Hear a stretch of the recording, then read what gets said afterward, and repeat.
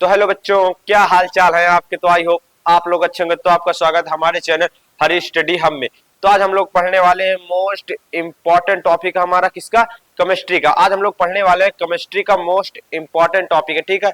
ये वो प्रश्न है जो कि हर वर्ष किसी न किसी सेट में पूछे गए हैं। हमने अनसॉल्व देखा और कई वर्षों के पेपर देखने के बाद ये प्रश्न हम लोगों ने बनाए हैं। ये प्रश्न आपके सामने लेके आए। यदि आप लोगों ने ये प्रश्न पढ़ लिया तो इसके बाद 2 नंबर वाले या फिर 3 नंबर वाले बहुत से प्रश्न रहते हैं, उसके सारे डाउट क्लियर होने वाले हैं। क्योंकि हम लोग कम से कम 10 सालों के पेपर देखे, उसमें किसी न किसी सेट में ये पूछा ही गया ये सारे क्वेश्चन।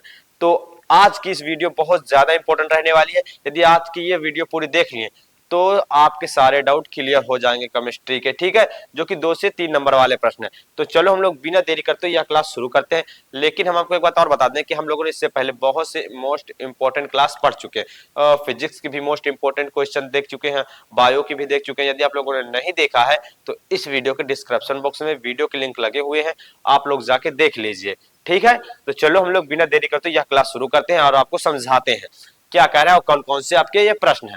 तो समझो ये इसका पहला प्रश्न क्या कह रहा है उसे देख लो। पहले प्रश्न समझ लो फिर आंसर समझ लो। तो जब आप लोग प्रश्न और आंसर दोनों समझ रहेंगे तो आपको लंबे समय तक याद रहेगा, ठीक है। तो पहला प्रश्न हमारा क्या कह रहा है उसे देखो। कह रहा है एल्कोहल के क्वथनांक इथर मतलब इथर के जो होते हैं कि तुलना में उच्च के होते हैं। इसका प्रश्न कहने का मतलब है कि एल्कोहल के क्वथनांक इथर से क्यों उच्च होते हैं, ठीक है। तो इसका क्या कारण है हम आंसर देखते हैं, ठीक है। तो क्या कह रहा है, एल्कोहल के अणुओं के मध्य हाइड्रोजन बंद होता है। कह रहा है कि एल्कोहल के अणुओं के बीच, ठीक है, क्या होता है, हाइड्रोजन बंद होता है, जिसके कारण से इनके अणु विशाल अणु के का आकार ग्रहण कर लेते हैं, ठीक है। किसका, विशाल अणु ग्रहण कर लेते हैं, जबकि ईथर के अणु, ठीक है, के मध्य हाइड्रोजन बंद नहीं होता है। जो ईथर होता है उसके अणुओं के बीच में हाइड्रोजन बंद नहीं होता है, जिसके कारण से वह जल में, ठीक है, जिसके कारण से वह, यही कारण है कि एल्कोहल का क्वथनांक उच्च होता है, ठीक है, ईथर की अपेक्षा उच्च होता है। क्या कारण होता है ये समझो। ये कह रहा है कि एल्कोहल मोटा, ठीक है, एल्कोहल मान लो हम ओ, ठीक है, जो हाइड्रोजन बंद होता है, ठीक है, हाइड्रोजन बंद होता है, ये सिर्फ किसमें, एल्कोहल में होता है, ईथर में नहीं होता हाइड्रोजन बंद। इसी कारण से उसका क्या होता, क्वथनांक उच्च होता, मतलब बॉइलिंग पॉइंट उच्च होता है। तो ये क्वेश्चन समझ गए हैं, आगे समझो क्वेश्चन। ये तो क्वेश्चन आप लोग समझ गए होंगे। अब समझो दूसरा नंबर हमारा प्रश्न क्या कह रहा है उसे देखो। एल्कोहल का अणुभार बढ़ाने पर जल की विलेयता घटती है, क्यों। जब हम लोग क्या कर रहे हैं, जब एल्कोहल का अणु भार बढ़ाते हैं, ठीक है, अणु भार बढ़ाते हैं, तो जल में विलेयता घटती है, मतलब जल में क्यों नहीं मिल पाता है, इसका क्या कारण है। तो उसे देखो, ये आंसर क्या कह रहा है इसका। एल्कोहल का अणु भार बढ़ाने में जल की विलेयता घटती है, इसका कारण यह है कि एल्कोहल के अणु OH समूह तथा जल के अणु के बीच हाइड्रोजन बंद होता है, ठीक है। इसका स्क्रीनशॉट रखिए और ये चित्र याद रखिए। देखिए जल और एल्कोहल के बीच में क्या है, हाइड्रोजन बंध है ना, देखो हाइड्रोजन बंध है। इसी कारण से, ठीक है, उसमें जब उसकी अणु भार बढ़ाया, एल्कोहल का अणु भार बढ़ाया जाता है तो जल में विलेयता घट जाती है, ठीक है। तो ये सारे प्रश्न को बिल्कुल 100% तैयार करके रखिए, क्योंकि ये प्रश्न किसी न किसी सेट में पूछ ही लिया जाता है। इसे आप लोग बस तैयार करिए। तो चलो हम लोग इसे रेज करते हैं और आगे के प्रश्न आपको दिखाते हैं। तो आगे के प्रश्न देखिए। तो तीसरा नंबर हमारा प्रश्न क्या कह रहा है वो देखिए। ईथर की जल में विलेयता बहुत कम होती है, क्यों।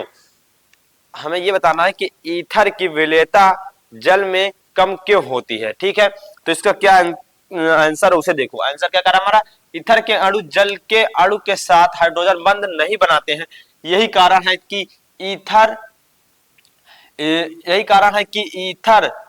जल में क्या, किसमें, जल में बहुत कम विलेयता है। किसमें है, जल में, ठीक है, किसमें, जल में बहुत कम विलेय है या फिर विलेयता है, मतलब कम घुल पाता है, ठीक है। इसका क्या कारण है, क्योंकि वह हाइड्रोजन बंद जल के साथ नहीं बना पाता है। क्या क्या कारण है, जल के साथ नहीं बना पाता है, ठीक है, जल के साथ अपना जो हाइड्रोजन बंध है उसे नहीं बना पाता, इसी कारण से वो उसमें घुल नहीं पाता है, ठीक है, ये इसका कारण है। ठीक है, अब आगे समझो चौथा नंबर हमारा प्रश्न क्या कह रहा है, किण्वन किसे कहते हैं। ठीक है, इस प्रक्रिया के लिए अनुकूल परिस्थिति क्या है। ठीक है, किण्वन हमें बताना है, किण्वन होता क्या है उसे बताना है। ठीक है, तो इसका आंसर क्या होगा उसे समझो। आंसर के द्वारा जटिल का एंजाइम के द्वारा जटिल कार्बनिक यौगिक का सरल कार्बनिक यौगिक में विखंडित हो जाना, टूट जाना, अपघटित हो जाना। ठीक है, ऐसी प्रक्रिया क्या कहते हैं, ऐसी प्रक्रिया को हम लोग कहते हैं किण्वन। क्या कहलाता है, किण्वन कहलाता है। जब कोई एंजाइम कठिन या फिर अधिक कार्बनिक यौगिक, ठीक है, सरल कार्बनिक यौगिक में टूट जाता है, तो ऐसी प्रक्रिया को हम लोग क्या कहते हैं, अपघटन, तो किण्वन कहते हैं। ठीक है, या फिर अपघटित हो जाता है तो ऐसी प्रक्रिया को हम लोग क्या कहते हैं, ऐसी प्रक्रिया को हम लोग कहते हैं किण्वन। ठीक है, आगे समझो चौथा नंबर, अरे सॉरी, इसकी परिस्थिति कौन कौन सी है, अनुकूल परिस्थिति क्या क्या है उसे देख लो। पहले तो हमारा है कार्बनिक यौगिक का विलयन तनु होना चाहिए। जो हमारा कार्बनिक यौगिक है उसका क्या जो तनु है मतलब पतला होना चाहिए, तो सॉरी जो विलयन है पतला होना चाहिए। ठीक है, आगे समझो, ताप हमें कितना चाहिए, 25 से 30 डिग्री सेल्सियस होना चाहिए। और समझो तीसरा हमारा क्या, वायु का संचार होना आवश्यक है, मतलब जो वायु का संचार है वो होना ही चाहिए। ठीक है, नहीं होगा वायु तो वहां पर ये किण्वन प्रक्रिया नहीं हो पाएगी। विलयन ना तो अधिक अम्लीय हो और ना ही क्षारी हो, मतलब ना ज्यादा अधिक अम्लीय हो ना क्षारी, मतलब मीडियम होना चाहिए। ठीक है, तो ये चौथे नंबर प्रश्न हो गए। आगे हम इसे रेज करते हैं और आगे के प्रश्न आपको दिखाते हैं। तो अब समझो पांचवा नंबर हमारा प्रश्न क्या कह रहा है, पांचवा नंबर प्रश्न देखते हैं और आपको समझाते हैं। तो कह रहा है ल्यूकस परीक्षण पर संक्षिप्त टिप्पणी लिखना।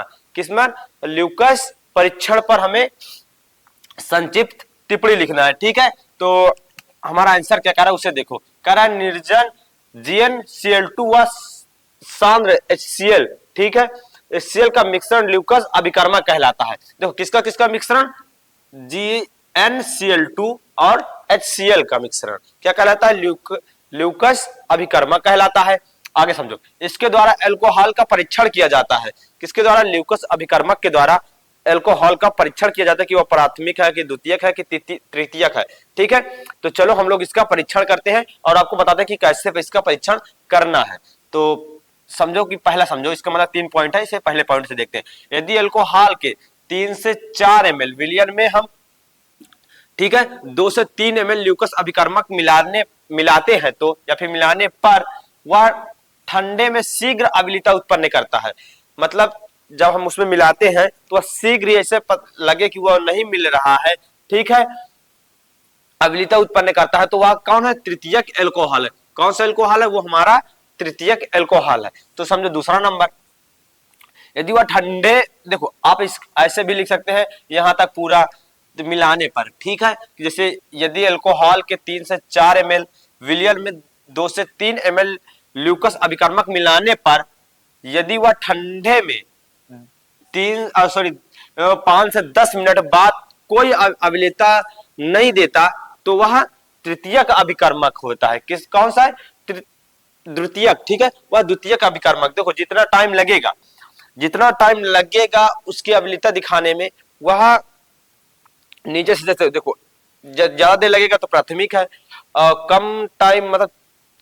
कम टाइम से मतलब थोड़ा 5-10 मिनट लगे तो द्वितीयक है, और यदि तुरंत पता चल जाए तो वह तृतीयक है। ठीक है, इसे याद रखिएगा। देखो तृतीयक हमारा क्या कहा, तीसरा पॉइंट क्या कह रहा है, यदि वह ठंडे में, ठीक है, 20 से 30 मिनट के बाद भी कोई अम्लता ना दे तो वह प्राथमिक एल्कोहल है। ठीक, कौन सा एल्कोहल है, वो हमारा होगा प्राथमिक एल्कोहल। इसे याद रखिएगा, वो हमारा कौन सा होगा, वो हमारा होगा प्राथमिक एल्कोहल।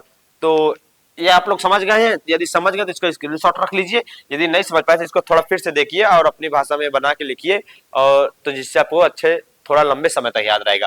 तो चलो हम लोग इसे अरेंज करते हैं और आगे के भी क्वेश्चन देखते हैं। तो आगे के प्रश्न देखो, तो छठवां नंबर हमारा प्रश्न क्या कह रहा है उसे देखो। छठवां नंबर प्रश्न हमारा कह रहा है कि फिनॉल की प्रकृति अम्लीय है, इसका क्या कारण है स्पष्ट कीजिए। ठीक है, क्या कारण है कि स्पष्ट कीजिए कि ईथर की प्राकृतिक अम्लीय है। तो चलो हम लोग इसका आंसर देखते हैं और क्या होता है, आंसर इसका क्या निकल के आता है उसे देखते हैं। ठीक है, तो फिनॉल अम्लीय है तथा क्षार से क्रिया करके लवण बनाता है। ठीक है, हमें यह बताना है। देखो फिनॉल तो अम्लीय होता है, ठीक है, क्षार से क्रिया करके क्या बनाता है, लवण बनाती है। तो आप लोग हाई स्कूल में 9th में भी थोड़ा बहुत पढ़ा होगा और हाई स्कूल में 11th में भी ये सब पढ़ा होगा। ठीक है, आगे देखो क्या कह रहा है, अर्थात फिनॉल की प्रकृति अम्लीय होती है जबकि अल्कोहल उदासीन होते हैं। ठीक है, क्या होते हैं, उदासीन होते हैं। अब समझो ये अम्लीय क्यों होता है और ये उदासीन किस कारण से, तो उसे समझो। ठीक है, इसका कारण यह है कि फिनॉल में OH समूह जो होता है, जो फिनॉल में OH समूह होता है वो किससे जुड़ा होता है, ऋण विद्युती से जुड़ा होता है। किससे, ऋण विद्युती से जुड़ा होता है। ठीक है, फेनिल से जुड़ा होता है। आगे समझो, जबकि एल्कोहल OH जो होता है एल्कोहल में होता है वो धन विद्युतीय समूह से जुड़ा होता है। ठीक है, धन विद्युत एल्किल समूह से जुड़ा होता है। एल्किल का मतलब होता है CH3 CH2 CH5। ठीक है, कुछ भी हो सकता है जिसे हम लोग R से प्रदर्शित करते हैं। ये तो आप लोग 11th है या फिर 12th की शुरुआत में ही पढ़े होंगे।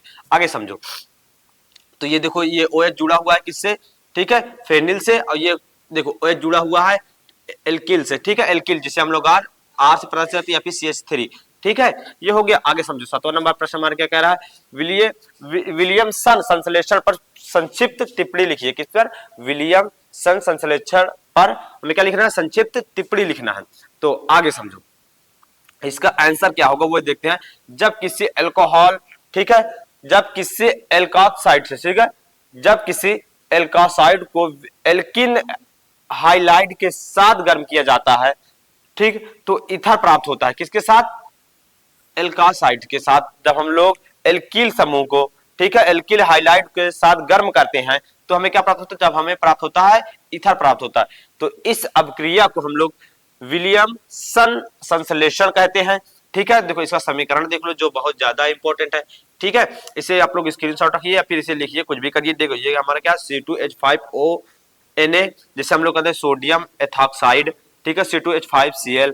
ठीक है, ये होता है। जब हम लोग इसको गर्म करते हैं तो हमें प्राप्त होता है C2H5O जिसे हम लोग कहते हैं डाई एथिल ईथर कहते हैं, और NaCl प्राप्त होता है। देखो ये NaCl ना दिख रहा होगा तो थोड़ा लाइट चमक के कारण, तो यहाँ है NaCl प्राप्त होता है।